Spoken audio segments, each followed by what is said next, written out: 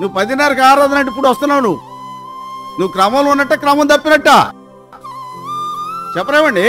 మీరే చెప్పాలి జవాబు. మరి క్రమంలో ఉంటేనే కదా పనులు జరిగేది.